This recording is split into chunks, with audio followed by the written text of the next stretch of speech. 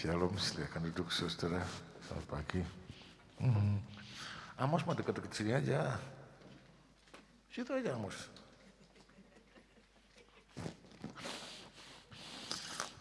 Ada ceritanya saudara. Saya tuh sudah dua kali mestinya jatuh. Itu ditangkap sama Amos. Ditangkap sama Amos. Dan kebetulan pagi ini saya kan kurang sehat. Jaga di belakang ya. Ya, jaga di belakang. Saudara, hari ini firman Tuhan dari Mazmur pasal 56 ayat 1 sampai ayat yang ke-14 diberi judul Koram Deo, hidup di hadapan Tuhan. Mazmur 56 ayat 1 sampai ayat yang ke-14. Kita baca ayat yang pertama dulu saja. Kepercayaan kepada Allah dalam kesusahan, untuk pemimpin biduan menurut lagu merpati di pohon-pohon tarbantin yang jauh, miktam dari Daud, ketika orang Filistin menangkap dia di Gat. Saudara, ayat yang pertama ini merupakan menceritakan latar belakang dari Mazmur pasal 56 ini. Saudara, yang apa-apa, sudah matikan. Saudara, Daud itu secara ringkas saja ya, seorang anak muda yang punya kelebihan daripada anak muda yang lain. Ya, mulai kecil dia tuh suka nyanyi puji Tuhan dan main kecapi. Permainan kecapinya dikenal sampai keluar kota Bethlehem. Pada waktu Saul dirasuk setan, orang bilang kepada raja, cari orang yang bisa main kecapi untuk menenangkan pikiran Tuhan. Dan mereka merekomendasikan Daud. Jadi di usia sekitar 15 tahun, Daud itu dipanggil dari belakang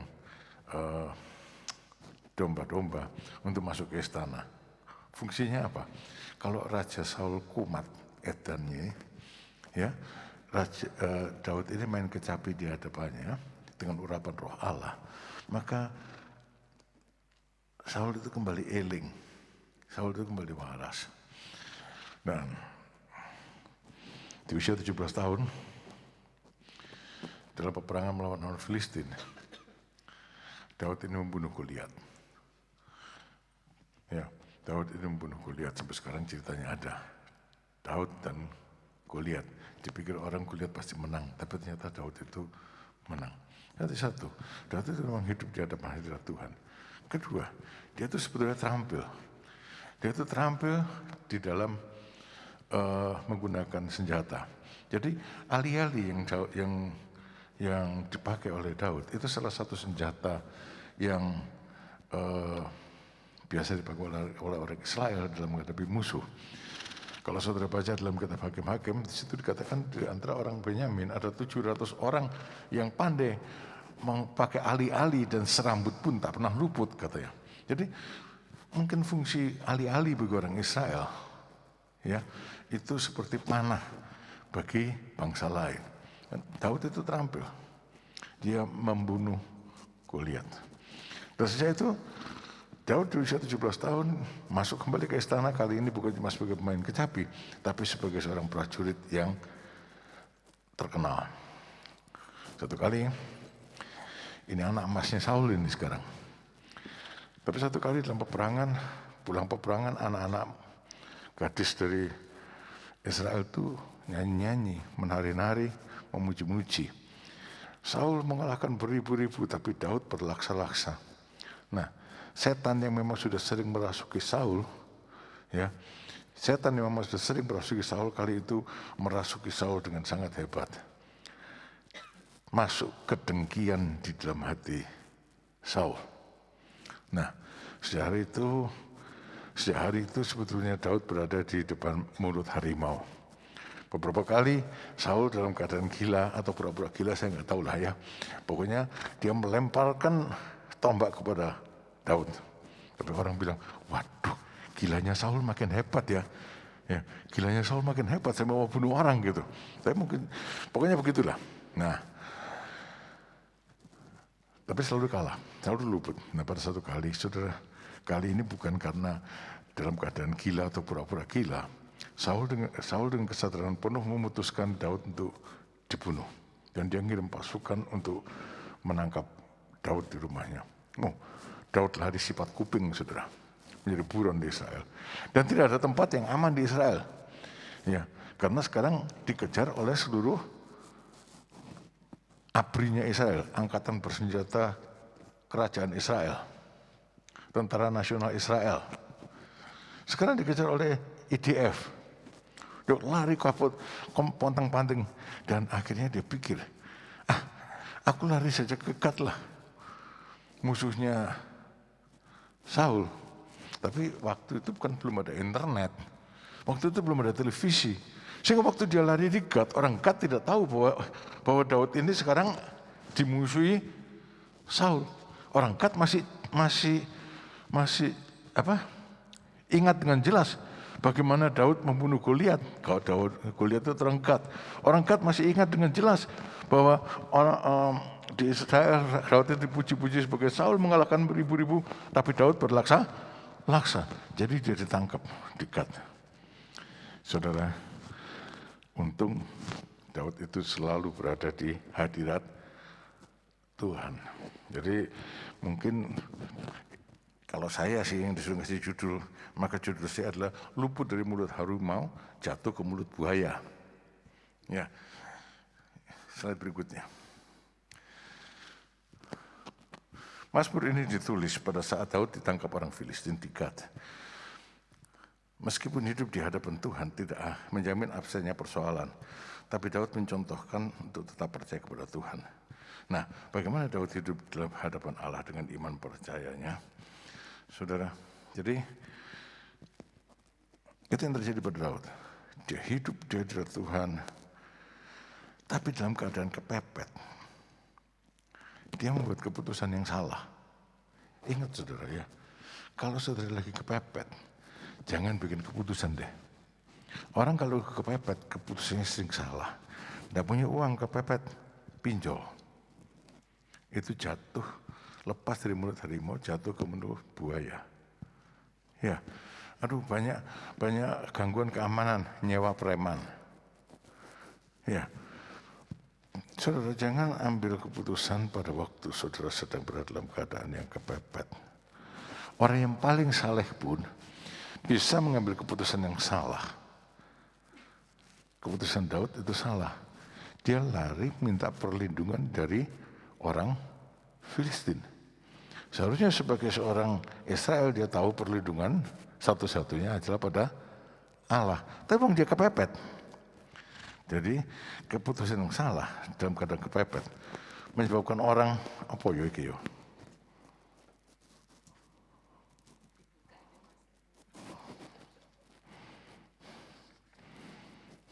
Gak ada apa-apa nih. Oh, saya COVID ya. Ya sudah keturunan COVID gimana?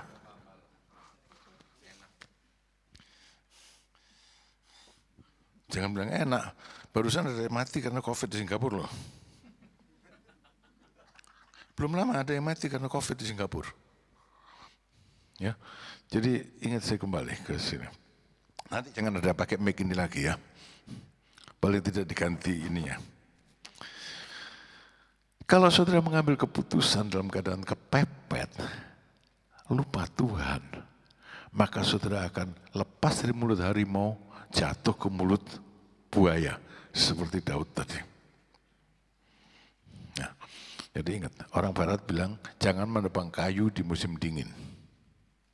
Karena kalau nanti tiba musim semi sebetulnya, kayu itu bisa bertunas kembali. Jadi ingat baik-baik. Nah, jangan buru-buru mengambil keputusan. Ya, bahkan Daud pun bisa mengambil keputusan yang salah. Di Gat, Daud mengalami kesulitan yang lebih besar. Orang Filistin menangkapnya dan mau membunuh dia. Untung Daud itu hidup dalam persekutuan dengan Allah. Sejak masih muda, sejak keadaan masih dalam keadaan masih santai, dia sudah hidup dalam persekutuan dengan Allah. Saudara-saudara, kalau mau melihara hidup dengan persekutuan dengan Allah, susah senang bersama Allah itu bukan pemadam kebakaran, ya, yang kalau susah saja kita cari. Ya. Daud hidup dalam persekutuan dengan Allah, karena itu Allah bersama dengan dia. Maka meskipun Daud mengambil keputusan yang salah untuk lari ke Gad, maka Allah menyelamatkan dia dari orang Filistin di Gad. Ya, Allah menyelamatkan dia dalam keputusan dari akibat keputusan yang salah itu. Bagaimana orang yang hidup dalam Tuhan itu, orang yang hidup dalam persekutuan dengan Allah itu bagaimana? Slide berikutnya. Orang yang hidup percaya kepada dalam persekutuan dengan Allah, koram diu, di hadapan hadirat Allah, itu percaya bahwa Allah adalah tempat perlindungannya. Daud berada dalam keadaan tertekan dan dikalahkan musuh. Ia menggambarkannya dengan diinjak-injak dan diperangi oleh musuh yang sombong. Tapi dia percaya. Mari kita baca. Mazmur 56 ayat 3-5. Seterus-terusku menginjak-injak aku sepanjang hari. Bahkan banyak orang yang memerangi aku dengan sombong. Di Israel, Saul. Di Gad, Raja Akhis dan tentara-tentaranya. Kemana saja Daud mendapatkan kesulitan. Dia takut. Kalau nggak takut namanya bukan manusia. Tapi ada bedanya. Orang yang berada dalam persekutuan dengan Allah, orang yang hidup di hadapan hadirat Allah, bisa bilang gini, waktu takut, aku ini percaya kepadamu. Kepada Allah yang firman-Nya kebudi, kepada Allah aku percaya, aku tidak takut. Apakah yang dapat dilakukan oleh manusia terhadap aku? Mas-mas saya tidak apa-apa, itu aja senara. Terus saya nggak bakal jatuh, tenang aja. Ya, slide berikutnya. Nah, dalam keadaan takut itu, ya, ada satu komitmen yang dijaganya, yaitu untuk tetap percaya kepada Tuhan. Tetap percaya. Nah, syukur-syukur saya akan sangat bergembira. Mati pun merem saya. Kalau jemaat ini bilang, tidak apa-apa om, saya tetap percaya kepada Tuhan. Kesulitan saya besar tapi saya tetap percaya kepada Tuhan. Sorry saudara ya, yang sering saya dengar percuma saja percaya kepada Tuhan. Yang sering saya dengar, om, yang beberapa kali saya dengar, om, yang saya butuhkan sekarang ini uang bukan doa.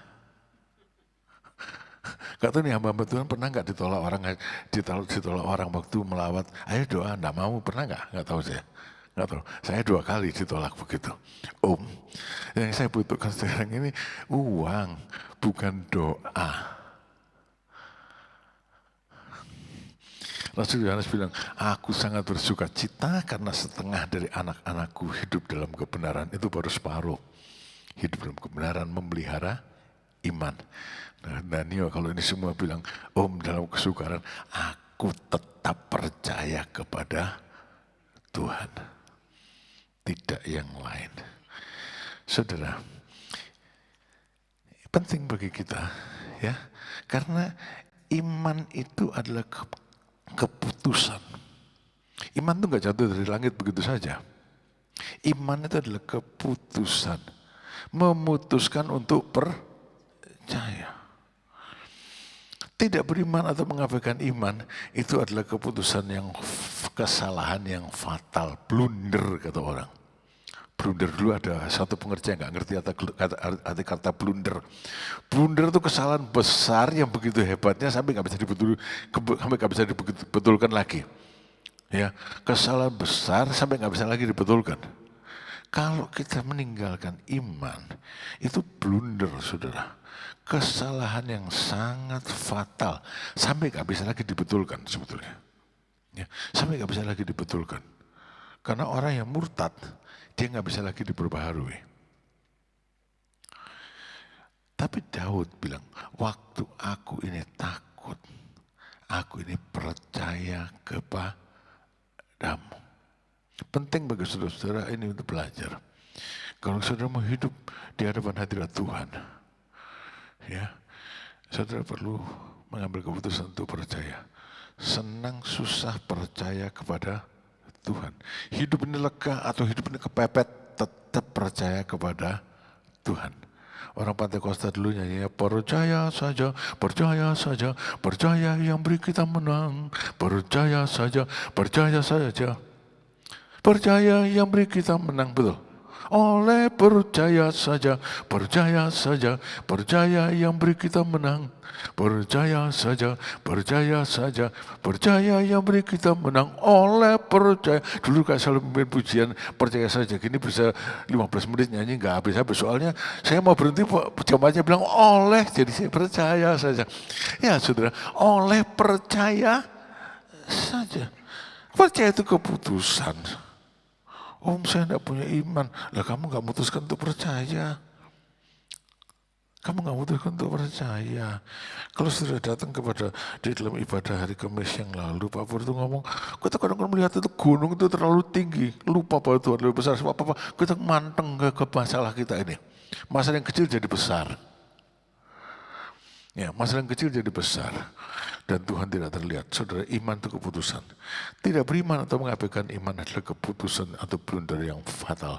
Jangan sampai tidak beriman. Ya.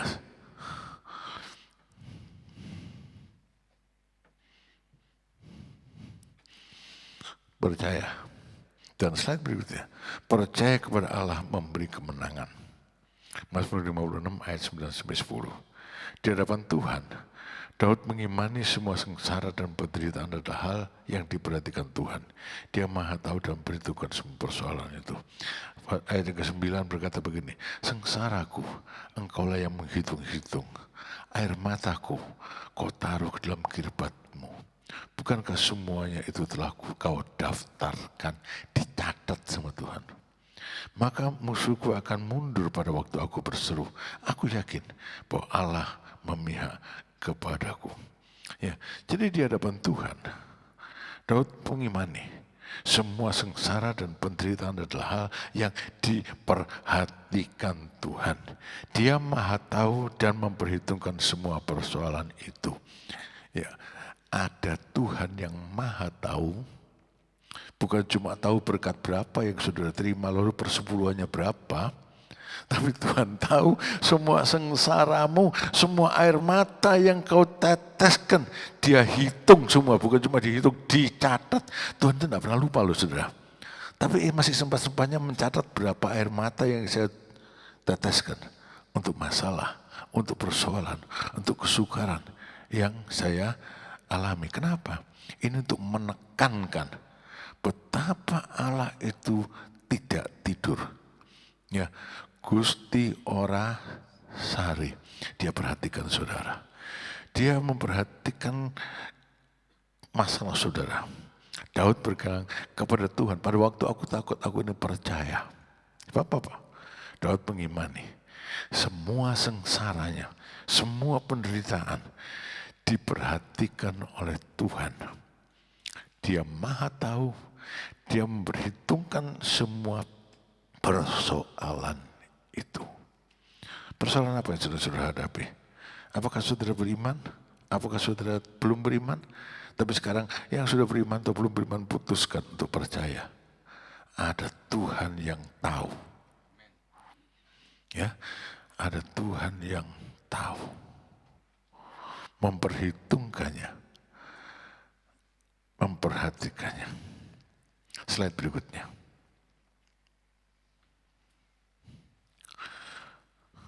Ya, Daud melihat bahwa keadaan itu adalah kesempatan untuk menyampaikan seruan dan permohonan kepada Tuhan. Ayat yang ke-10 katakan, maka musuhku akan mundur pada waktu aku berseru. Pergumulan bisa juga membawa orang jauh dari Tuhan. Ya, tadi saya sudah ngomong, yang harus saya ulangi lagi. Hasil dari seruannya kepada Tuhan, musuh-musuhnya akan mundur. Karena Allah berpihak kepada orang yang berseru dan memanggil namanya. Tuhan Yesus berkata, Rasul-Rasul juga berkata, siapa yang berseru kepada nama Tuhan, dia selamat. Dia selamat dari kebinasaan, dia selamat dari krisis ekonomi, dia selamat dari penyakit-penyakitnya. Dia selamat. Keselamatan tidak jauh dari orang yang berseru kepada Tuhan. Saudara percaya? Ya. menggambarkan. Ya, percaya saudara. Ya, slide berikutnya.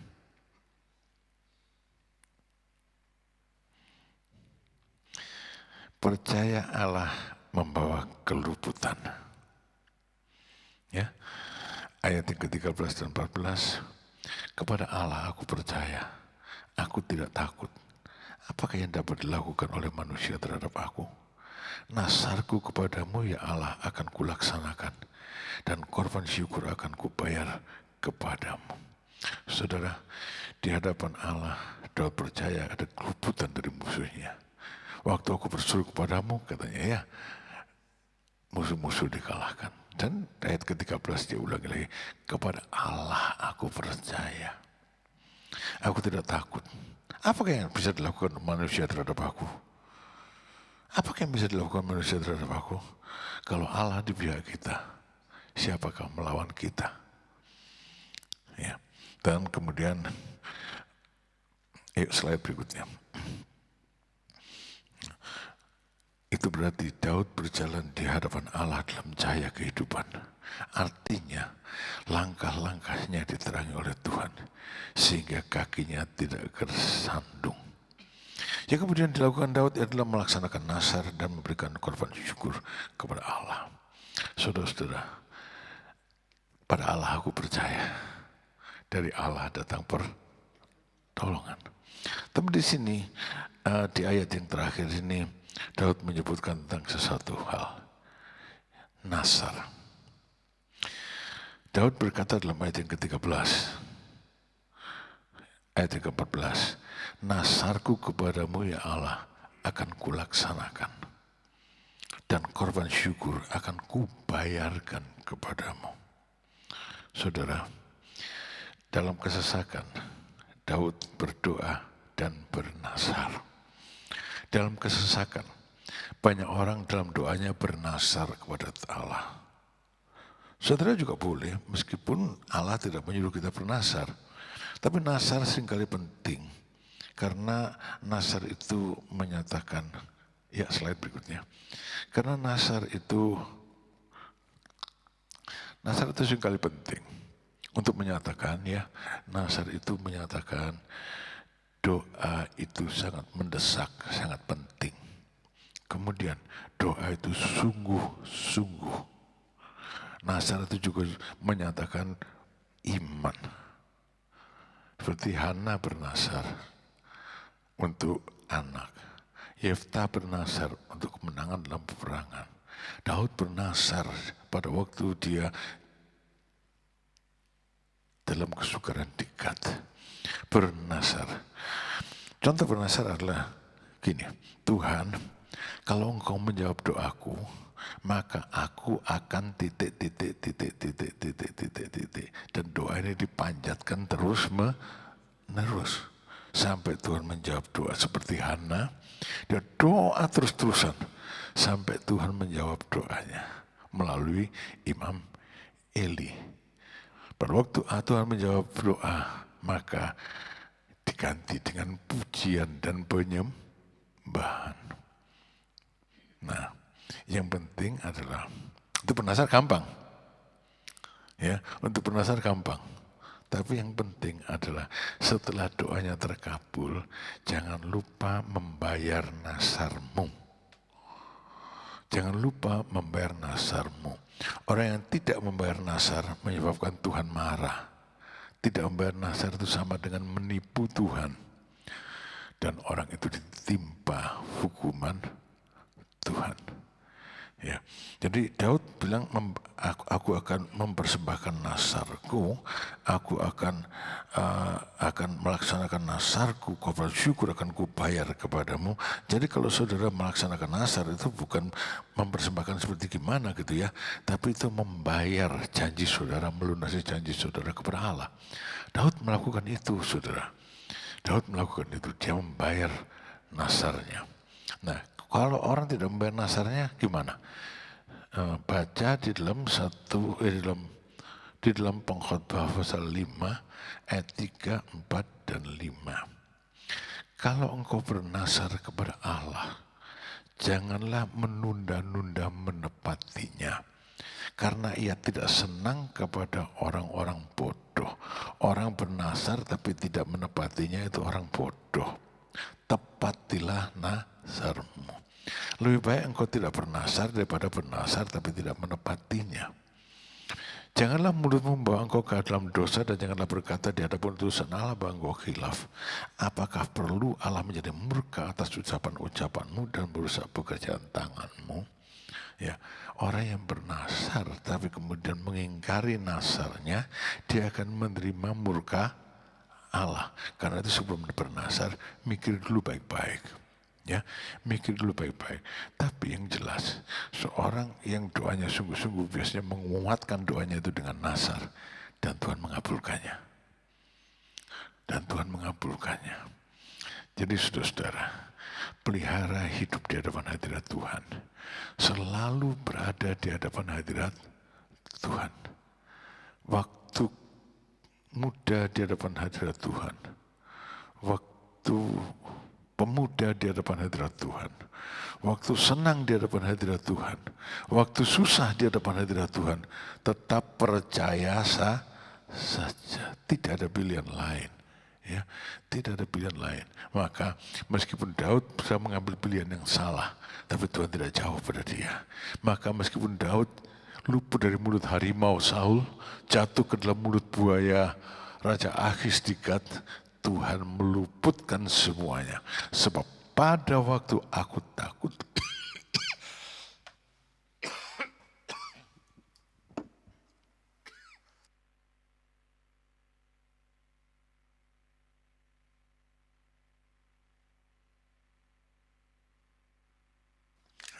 pada waktu aku takut, aku percaya kepadamu.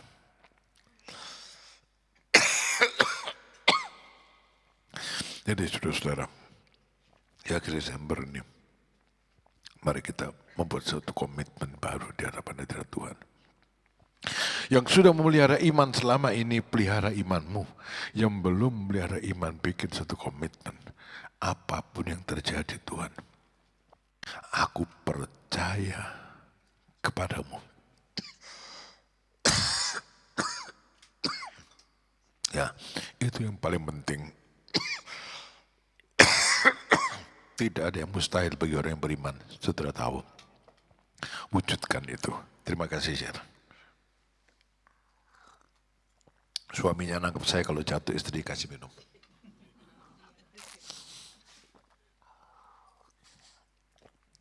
Terima kasih. Tinggal sedikit. Tidak boleh disisakan, saudara. Nah, jadi mari. Pada pagi hari ini, di awal bulan September ini, apa yang kita imani? Apa yang kita tidak mau lupakan? Tuhan Yesus. Dia lahir. Ada suatu lain yang penting. Ku tak mau lupakan sengsara Tuhanku. Percaya padanya. Percaya kepadanya. Percaya kepadanya. Bahwa di dalam korban Kristus yang kita percayai. Ya, kita mendapatkan hidup. Itu mari sekarang kita masuk dalam perjamuan kudus. Saya undang saudara